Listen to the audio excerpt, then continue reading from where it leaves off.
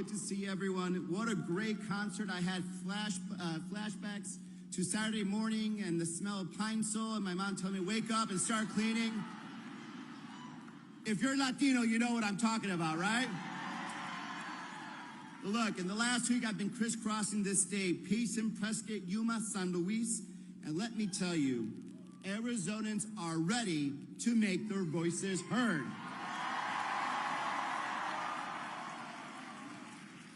For those who don't know me, I'm Ruben Gallego. I'm a dad, a husband, the son of immigrants, a congressman, and a proud Marine, but even prouder Arizonan. And hopefully in just 5 days, your next United States Senator and the first Latino senator in the history of Arizona.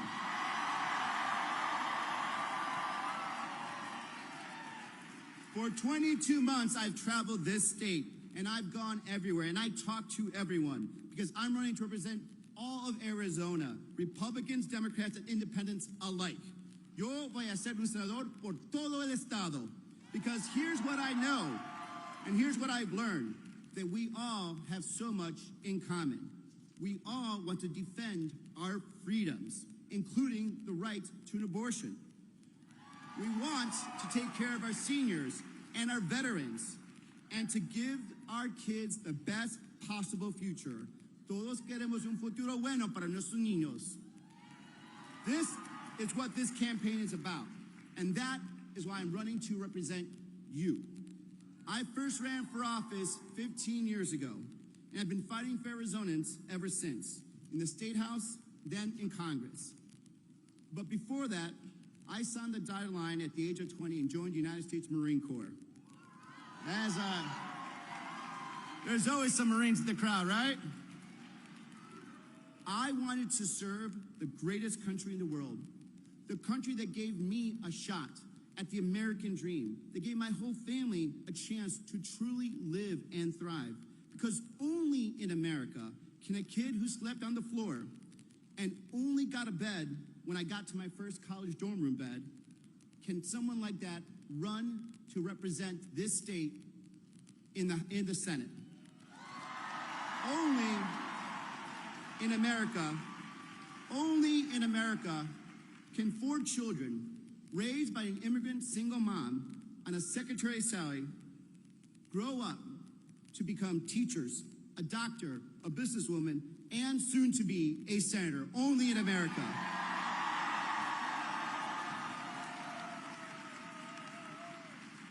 Y solamente en América puede un niño de una familia inmigrante y pobre que tuvo que trabajar en cada trabajo posible, en la construcción, en las cocinas, en las factorías de carne, puedo llegar a esta situación en que estoy aquí, ojalá en 5 días ser su senador. That is why I'm running. This is why I'm running, because every kid in Arizona deserves the same chance to make it that I had. They all deserve that chance, la oportunidad. So for my daughter, Isla, who deserves the same rights that her grandmother had, let's fight. For moms like mine, who fought just to survive another day, for her kids to make it into the future, let's fight. For my son, Michael, who deserves the brightest future I can get him, let's fight. Por todas nuestras familias, vamos a luchar. So Arizona, we have a few more days to go. So get in the fight. Make your voices heard. My wife, Sydney, and I proudly voted just a few days ago. That feeling of taking action to build a better future for my kids, for your kids, it does not get any better than that. 5 days, Arizona. It's time to get the job done. Arizonans are already voting, but we need to push a little more, work a little harder, and run through that finish line. So here's what we're going to do. Vote, and vote now. Drop off your ballot or vote in person. And then Go tell your friends, your family, and your neighbors to do the same. And then when you're done, go knock some more doors. Make some calls, whatever it takes. Pero el tiempo de votar es hoy. Entrega tu boleta o haz un plan para votar el 5 de noviembre. Because if we do that together, if we fight together, we can, number one, defeat Carrie Lake. Number two, defeat Donald Trump. Number three, fight for a better future. Because we are fighting to protect our democracy, our freedoms, and our future. And the only way forward is to elect Kamala Harris as our next president and Tim Walz as our next vice president. And cast that vote now. Arizona, juntos vamos a ganar.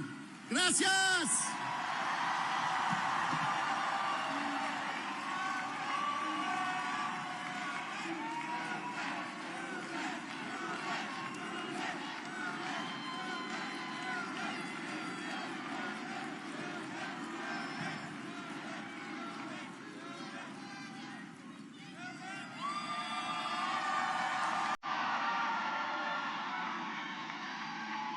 Please welcome the Vice President of the United States, Kamala Harris.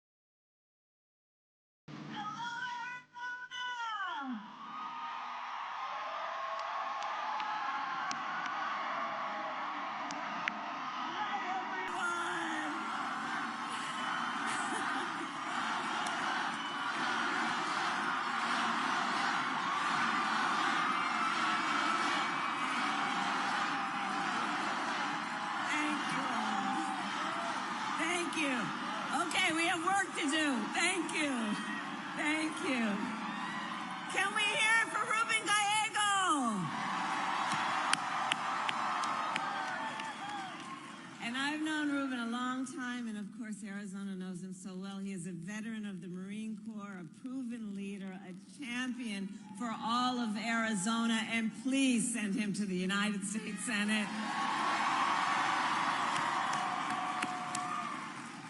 It's so good to be back in Arizona and Phoenix. Are we ready to do this? Are we ready to vote? Are we ready to win? Oh, it's good to be back and to be with so many incredible leaders. I love you back. I want to thank Governor Hobbs, Senator Kelly, Gabby Giffords, Mayors Gallego, Romero, and Giles, Ambassador Jeff Flake. I am so grateful to all of you for your support. And to all the tribal leaders, the elected leaders, community leaders here today, I thank you.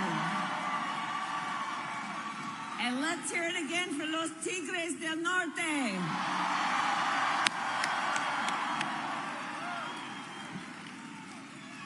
Okay, work to do. So, Arizona tomorrow, Friday, November 1st. By the way, happy Halloween.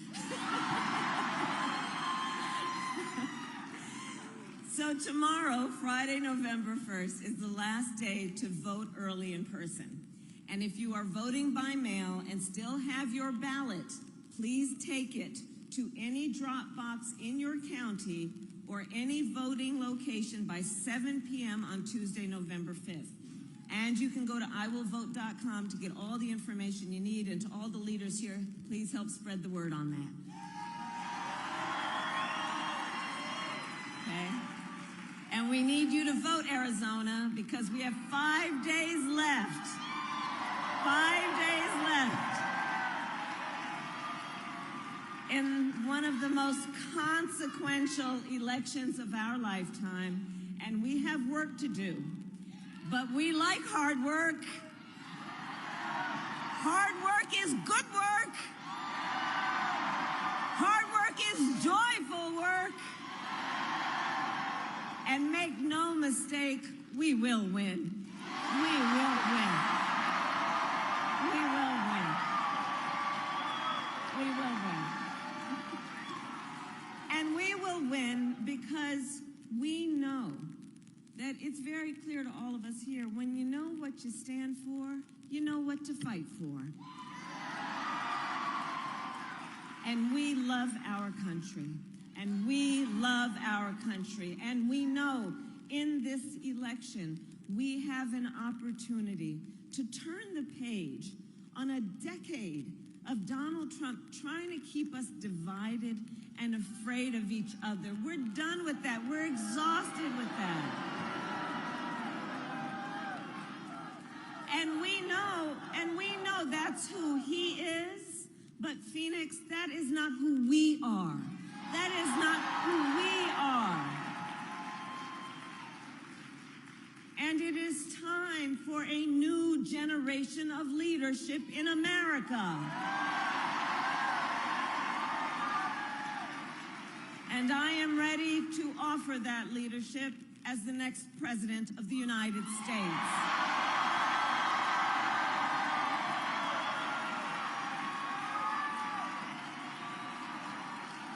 In Arizona, many of you know me. I'm not afraid of tough fights. For decades, I was a prosecutor. I was the top law enforcement officer of the biggest state in our country, and I have won fights. I won fights against the big banks that ripped off homeowners, against for-profit colleges that scammed veterans and students, against predators who abused women and children. And we are fighting for democracy.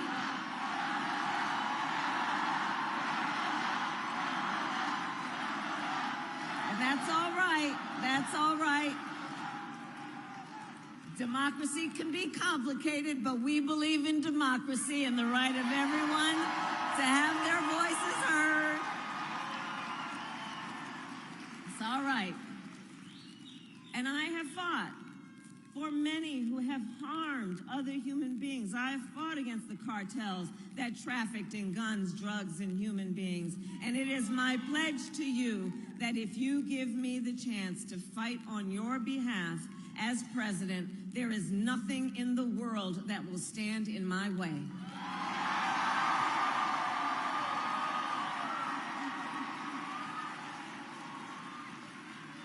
And look, we all know who Donald Trump is. This is not, because here's the thing we all know. He is not someone who is thinking about how to make your life better. This is someone who is unstable, obsessed with revenge, consumed with grievance, and out for unchecked power.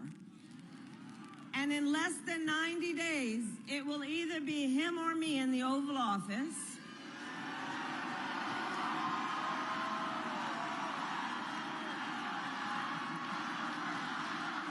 Yes, we're going to get this done.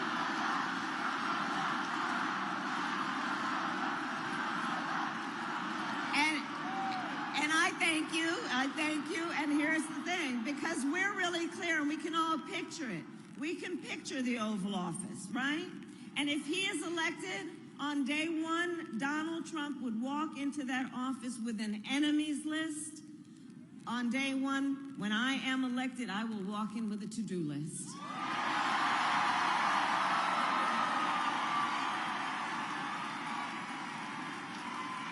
And on top of my list is bringing down, sí se puede, sí.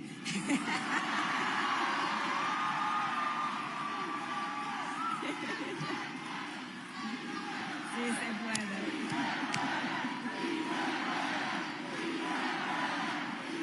Yes.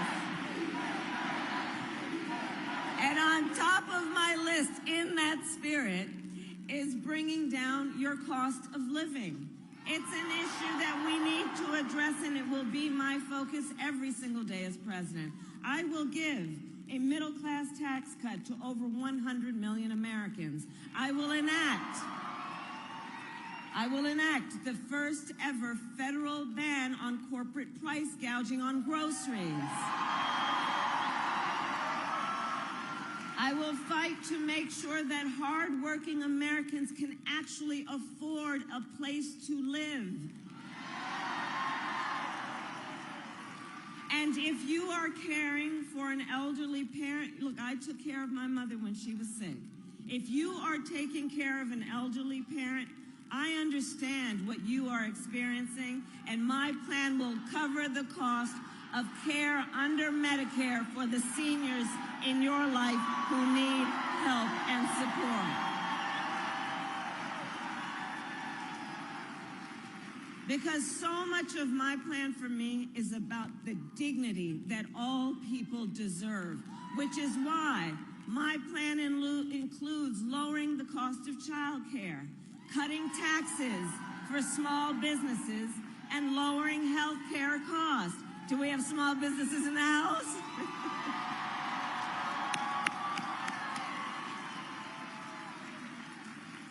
I will focus on health care because this is where I come from. I believe access to health care should be a right and not just a privilege of those who can afford it.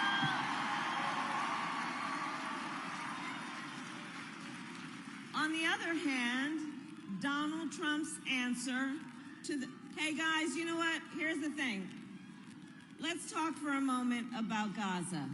We all want this war to end and get the hostages out, and I will work on it full time when I am elected president, as I've been.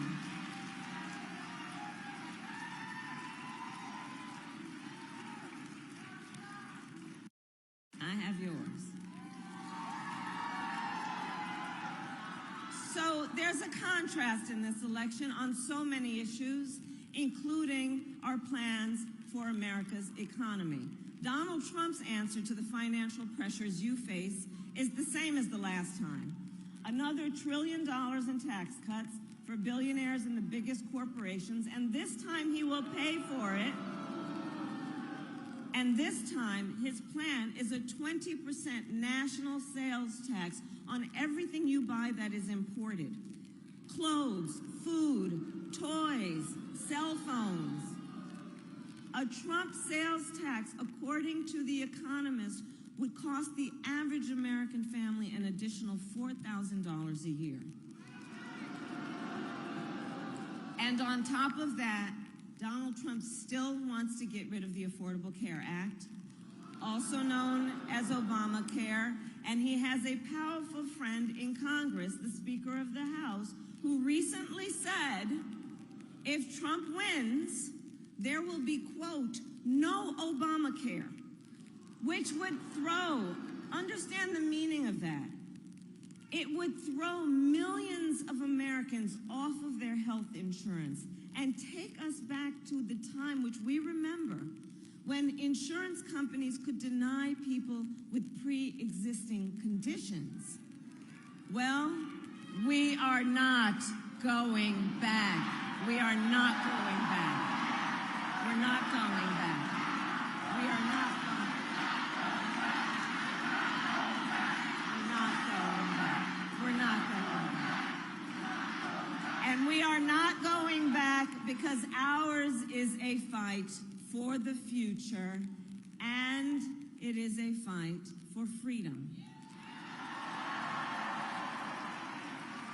Like the fundamental freedom of a woman to make decisions about her own body and not have her government tell her what to do.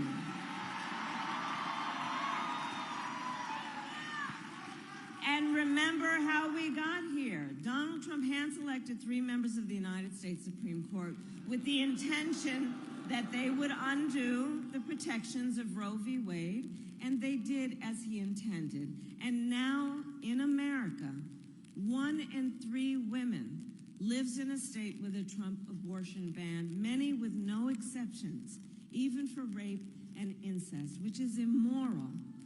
And Donald Trump's not done. Did everyone hear what he just said yesterday? That he will do what he wants, quote, and here's where I'm going to quote, whether the women like it or not.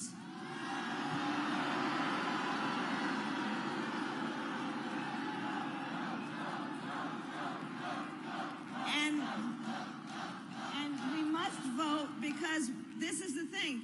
You know, there's a saying that you got to listen to people when they tell you who you are, who they are.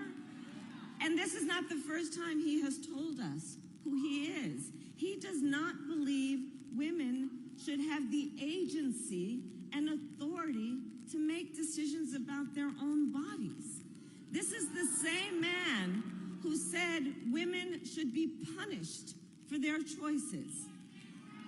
He simply does not respect the freedom of women or the intelligence of women to know what's in their own best interest and make decisions accordingly. But we trust women. We trust women.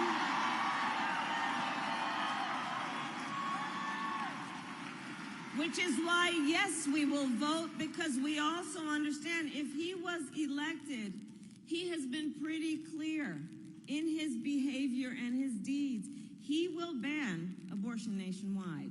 He will restrict access to birth control, put IVF treatments at risk, and force states to monitor women's pregnancies. And you don't have to take my word for it. Just Google Project 2025. Read the plans for yourself. And I think everyone here knows that we can agree one does not have to abandon their faith or deeply held beliefs to agree the government shouldn't be telling her what to do. Not the government. Not the government. So, Arizona, to protect your right to make your own health care decisions, I would recommend you vote yes on Proposition 139. And make sure you vote up and down the ballot to truly protect that right. And it is my pledge to you, when Congress passes a bill to restore reproductive freedom, as President of the United States, I will proudly sign it into law. Proudly.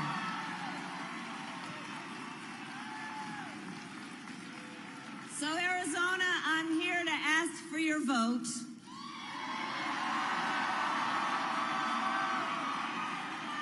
Which I would be so honored to have. And here is my pledge to you. As president, I pledge to you to seek common ground and common sense solutions to the challenges you face. I will tell you, I am not looking to score political points. I am looking to make progress. I pledge to you to listen to experts, to listen to those who will be impacted by the decisions I make. And I pledge to you to listen to people who disagree with me.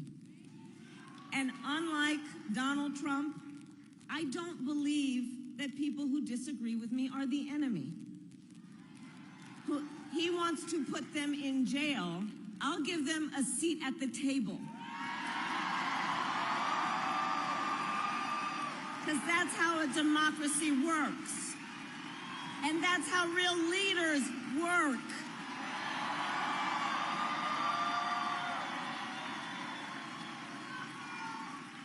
And I pledge to you to always put country above party and above self, and to be a president for all Americans.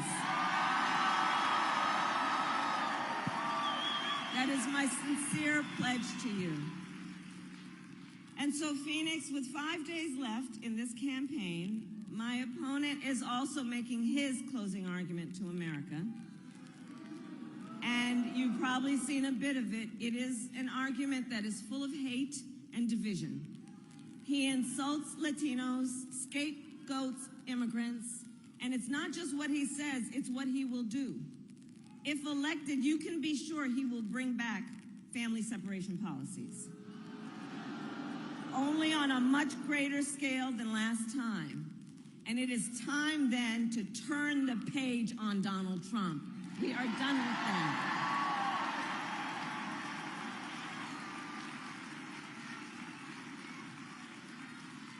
So 5 days out, and it all comes down to this. We are here together, and you all have taken time out of all the demands on your life and your busy schedules. You have taken the time to be here because I know we all love our country. We love our country. We love our country. And when you love something, you fight for it. You fight for it.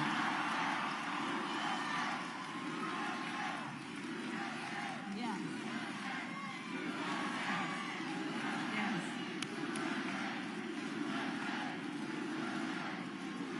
And with that spirit, and with this spirit, we know that one of the highest forms of patriotism, the love that we have for our country, is to then fight for its ideals and to fight to realize the promise of America. That's what this is about. And I have always believed in our nation's promise because I have lived it. I grew up as a child of the Civil Rights Movement. My parents would take me to marches when I was in a stroller. And people during that time would come together from every walk of life, together from every background, every race, and come together to fight for freedom and opportunity. Growing up, when I was growing up, I saw how hard my mother worked to give her two daughters the same chances our country gave her. And I was blessed to have family by blood and to have family by love, who instilled in me the values of community and compassion and faith. I've spent my life fighting for people who have been hurt and counted out, but never stopped believing that anything in our country is possible. I have lived the promise of America. And today, I see the promise of America in everyone here, in all of you. I see the promise of America in the women who refuse to accept a future without reproductive freedom, and the men who support them, in the fathers and mothers who work hard every day for their children's future, in Republicans who have never voted for a Democrat before but put the Constitution of the United States before party.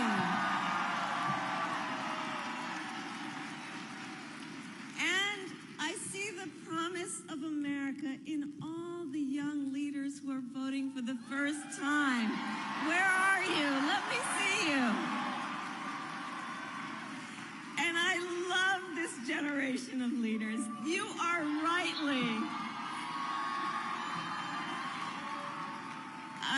you guys are rightly impatient for change. And you are determined to live free from gun violence, to tackle the climate crisis, to shape the world you inherit. And for our young leaders, here's the thing, none of this is theoretical for them. It's not political. For you all, it is your lived experience. And I see you, and I see your incredible power, and I am so proud of you. So can we hear it for the first-time voters who are here?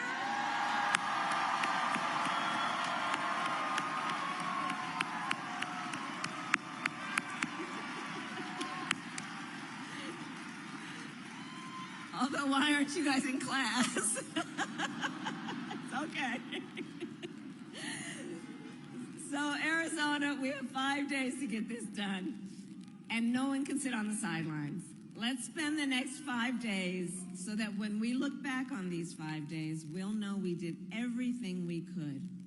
So let's knock on doors, let's text and call voters, let's reach out to family and friends and neighbors and coworkers and classmates. And as we do, here's my request. Let us please be intentional about building community. Let us be intentional about building coalitions. You know, there's been so much about these last several years that is making people feel alone, making people point their fingers at each other as though we're not all in this together. So let's approach this with the spirit that is about bringing folks back together and reminding everyone the vast majority of us have so much more in common than what separates us. So let's approach it that way. Let's approach it that way. We will be the stronger for it. And always remember, your vote is your voice, and your voice is your power.